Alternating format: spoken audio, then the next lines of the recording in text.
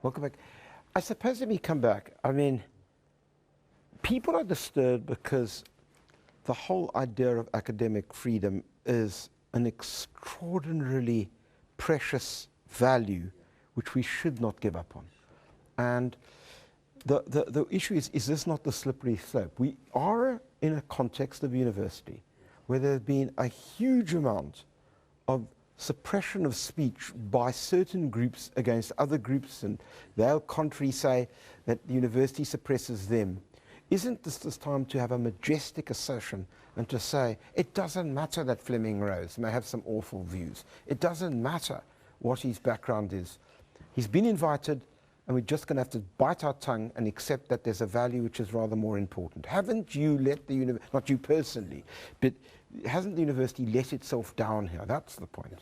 It is. I think firstly I want to just agree with the Sheikh that any freedom is not absolute, right? Secondly, considering your question... It's not absolute in our place if you on the hate speech qualification, which is a very, very carefully constructed formulation to incitement to violence. I don't think you've made out that case here. Okay, but what we're saying is that if Fleming Rose were invited to UCT by anybody else, any other organization, we wouldn't have objected. But this is the T.B. Davey Memorial Academic Lecture, right? Okay. It's the legacy of the man. Do you think there's a distinction between... I think there's you do? I think there's so a could distinction. I ask you this? If David Benetard invited Fleming Rose to speak at the philosophy department, what would you have done then?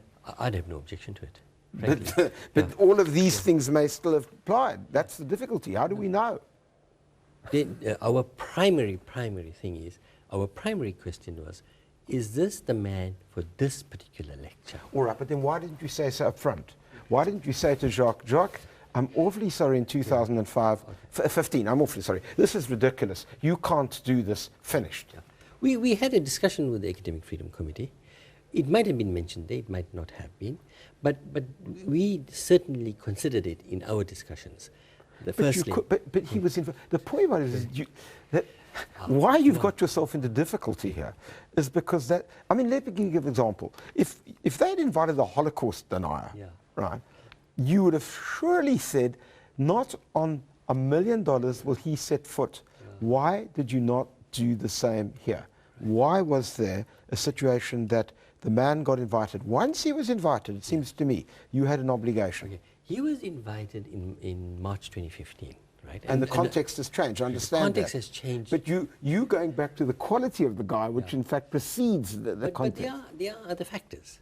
The context has changed, and we are certainly asking ourselves new questions. Okay. Okay, we are an institution. Is this the kind of university we want to be? Right? We are embedded in a community. We're living in an interfaith community, which is living in harmony relatively. How are you going to convince people going forward that the university stands for academic freedom? Because you have to accept that a lot of people now are seriously questioning your commitments. I mean the institutions. The question is being asked. We're very sincere about academic freedom. I wanted to say this at the outset, that we believe in academic freedom, we believe in freedom of speech, right? We considered so many factors before we made this decision. I said to you earlier, it's been an agonizing decision, right? And we want to go into the future, into a transformative future. You've got serious work to do. We do, I agree, and we're prepared to do it. Right. Can I ask one question to you, Jacques?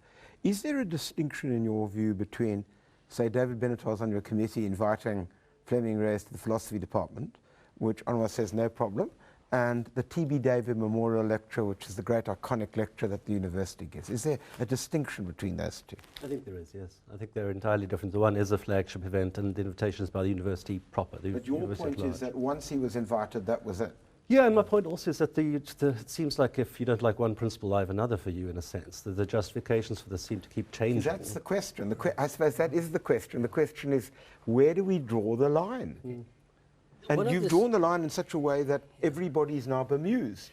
One of the societies has just invited somebody this past weekend who is known to be extremely controversial, right? We didn't interfere with that because he didn't come to give the T.B. Davey Memorial Lecture. This is the issue. Sheikh, can I ask you this then? I mean, you said that there's a great commitment to freedom, and I understand that and I respect that. The question is, how do we draw the line now in cases which may not be matters that should offend your community but another community? I think our principle is a universal one, in that we have respect for all religions or all religious persuasions in this particular country. I think as well as for people who do not ascribe to believing in any deity. Would you have been prepared to have had a situation if he'd been in a debate?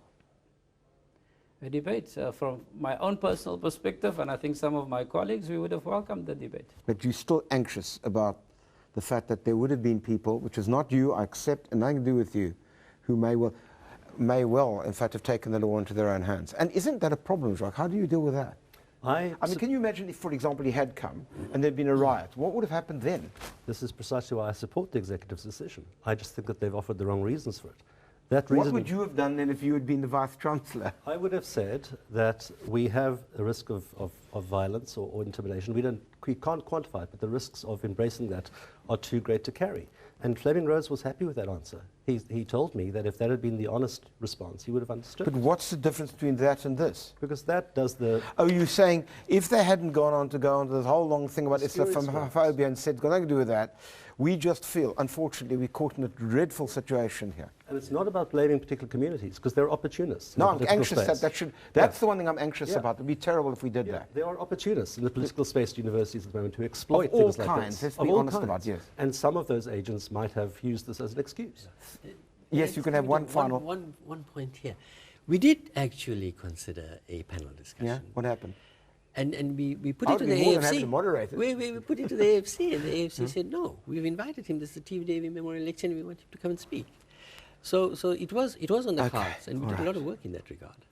This is, unfortunately, we could carry on for hours, because this is a really important debate. It's an important debate because it gets to the reaches of freedom of speech. I couldn't help but notice that reading Fleming Rose, as I suppose most of us suddenly done with great quantities, spoke about the innate value of freedom of speech being central to autonomy and central to freedom in its own way, not in a utilitarian way. And he may well be right.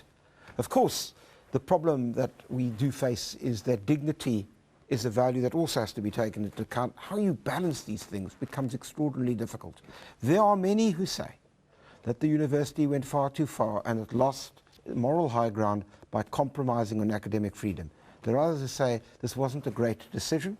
And you've also heard the view that, well, maybe it was a justifiable decision, but the university hatched up, or made a botched up, should I say, the actual justification, therefore. Which of these is correct, and how you see this is really a decision that you can take for yourself, and indeed, judge for yourself. Goodbye.